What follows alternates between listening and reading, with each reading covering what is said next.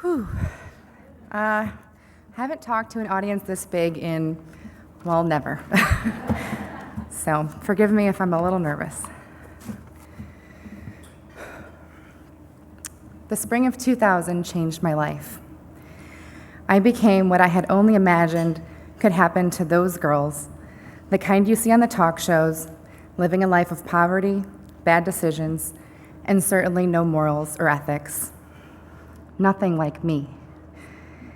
I was the girl who got pregnant her senior year of high school. While my high school years had not been exactly what I had pictured, this certainly was far outside the realm of how my life was supposed to go. After my parents made me switch schools my sophomore year, I had decided to start doing the very things they accused me of doing. Anything that would make them upset, I would now do, because they didn't believe my innocence. It's funny, looking back, the things you do as a teenager. As I took up the habits of smoking cigarettes, smoking marijuana, drinking alcohol, being promiscuous with boys, I thought I was rebelling and revolting against them, only to hurt myself. Luckily, I still had my sports and a couple close friends that got me through. I had a strong resolve that after high school, I would go on to college, play softball, experience all the once-in-a-lifetime party aspects of college, while still getting an education that would bring me much success in the future. I was rated #1 in my conference for pitching at Bennett Academy, and even still had articles written about me after I had to quit the team due to my unfortunate circumstances as a result of what turned out to be a one-night stand. What teenage girls will do to win a young man's affection. No matter how smart we may be, the trophy idea of being in love can make us do foolish things. So I became the girl I said I would never be. I knew the news would not be received well by my parents, so I chose to invite them to one of my regular counseling sessions to break the news. I had been going to counseling for years for depression, and I really quite enjoyed having someone to vent to. The depression came as a result of being forced to switch schools and the lack of a warm welcome there. So I came out and said that I was pregnant, and I got silence in return. I could tell Mom was getting very angry, and Dad just looked disappointed. And then he said, I thought you looked like you were getting fat. I smile now, but that day was very serious. I did not have a good relationship with my mom, and I had already made arrangements to live with my best friend. I was very close to her mom, and she was understanding, loving, and caring towards me and my predicament. So I lived there during my pregnancy. At first, nobody supported me having the baby. My parents did take me to Planned Parenthood, and I researched my so-called options, but I knew I couldn't abort or give this child up for adoption. It would be emotional suicide for me and probably ruin the rest of my life. The one person whose advice I've always cherished was my supervisor at Best Buy, where I worked at the time. She told me that she went through something similar, but wasn't given a choice back then, and not a day goes by that she doesn't wonder where her daughter may be or how she is. So she said this, whatever you do, make sure the decision is yours. I went through a series of dreams, waking up and hearing these phrases repeat in my head. Where there's a will, there's a way. God works in mysterious ways, and God never gives you more than you can handle. After days of deep thought and milling over all these words and phrases that clearly God had put on my heart, I concluded that I was in fact going to be a teen mom. I was going to have this baby, and if nobody would support me, I would do this on my own, and I knew that God would get me through. I wasn't able to attend school due to the morning sickness, so the school agreed to let me drop all my classes and just let me take the religion final since I had enough credits to graduate. In fact, I had only attended a half day my senior year, taking college classes at COD in the afternoons. Too embarrassed to let my classmates see me and afraid of all the rumors, I had my diploma sent to me in the mail. Once the baby started to show, my parents slowly started changing their tune.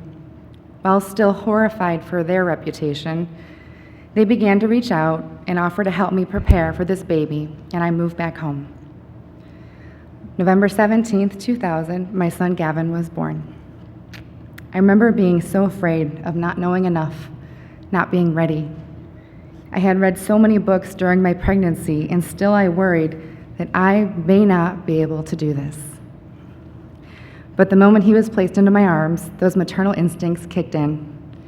Now it was just the two of us, me and Gavin, and I had a renewed strength, a renewed faith in God, and I was ready for a new chapter in my life. As the days and weeks went by, the tension between my mom and I grew. She was trying to parent me, trying to be the mom, criticizing and nagging me over little household things. She was there with all the love in the world for my son, but with nothing left for me. I knew I had to find a way out on my own, away from my mother, before I allowed myself to slide back into depression and giving up on life. I was not going to give up now or ever again. So I got myself a job and started researching my options. $10 an hour was not enough to live on my own. I called just about every place I could find in the phone book, and then eventually I found Wheaton Youth Outreach. I met with a social worker, applied to be part of the housing program they offered for single moms, and waited. A month or two later, they had an opening, and I had a new opportunity to make something of myself on my own. I moved into the apartments on Duane Street and began to see my life start to change. I would take my son to daycare, go to work, pick him up, come home, make dinner, spend quality time with him, and after he was down for bed, I would stay up to work out on my little elliptical machine that I had bought at a resale store. I'd stay up even later to clean up and do the dreaded dishes, which, let me tell you, I think I'd rather scrub toilets than do dishes. So this showed how disciplined I really was. I had committed to be the best mom that I could be. I met two other moms through the program, Carmen and Susan, who quickly became my best friends.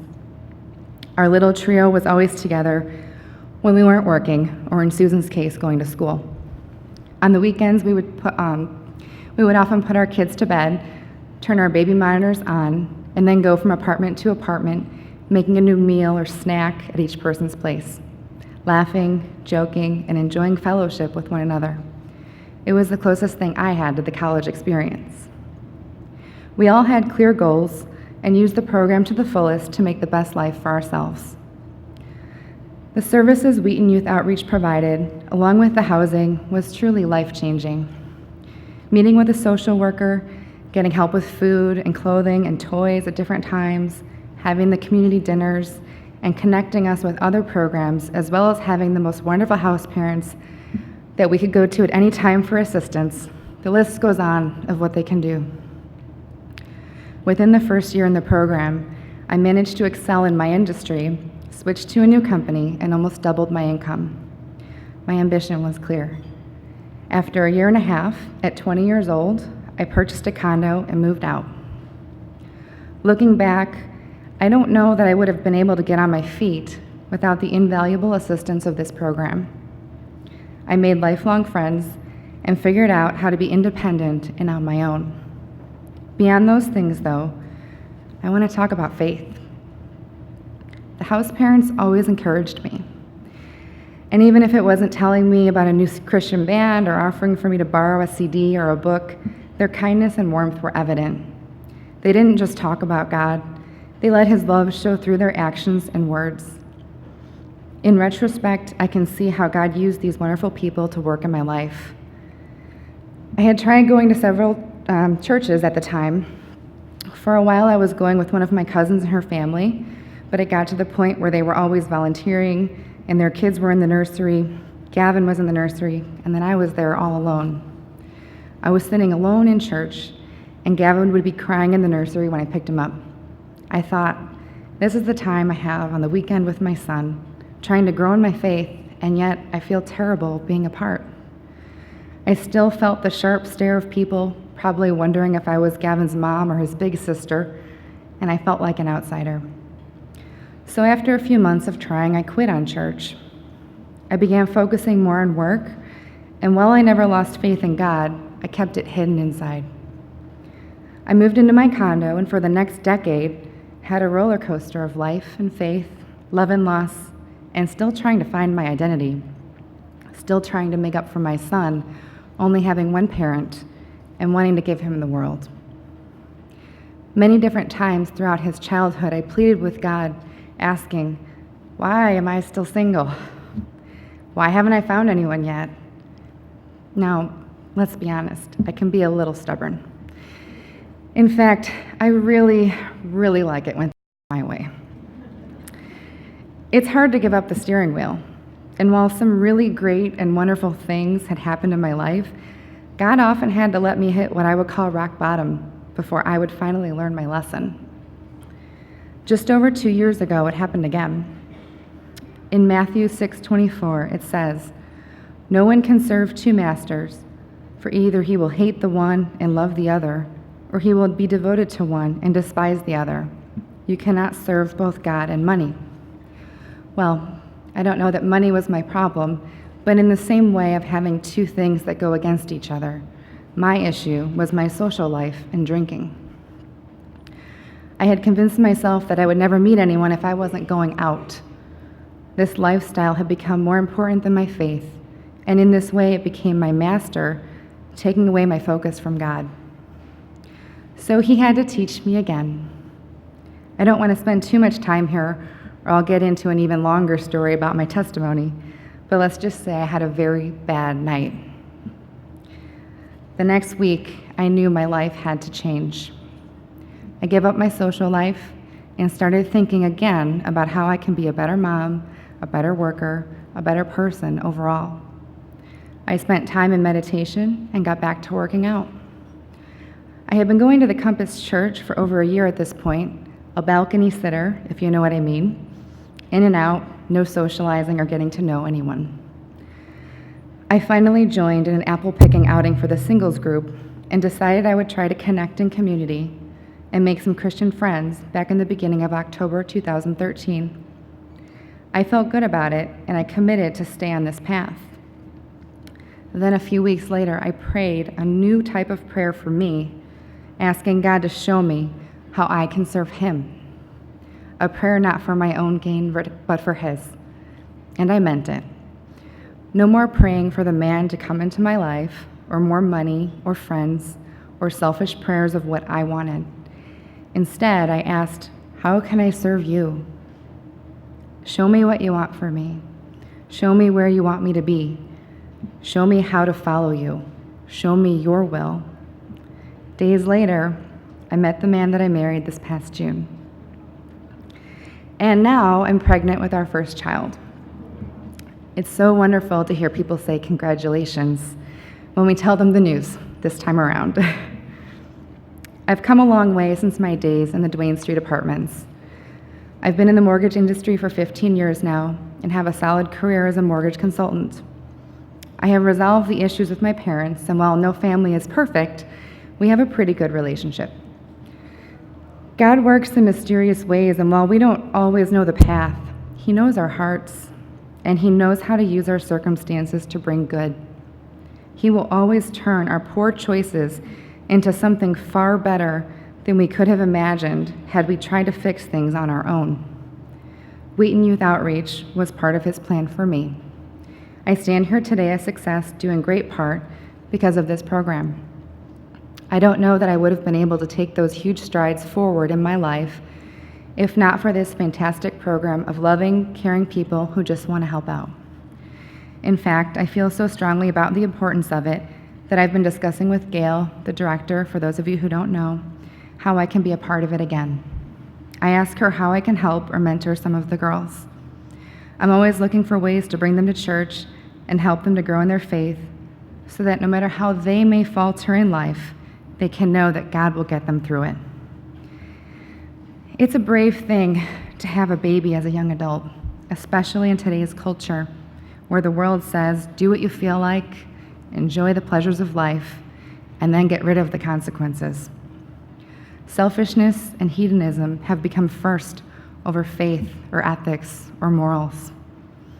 I thank you so much for your support of this wonderful program that embraces the right values and helps young girls like me to have a chance to make the choice to support life and an opportunity to make a good life for themselves and their children. Thank you.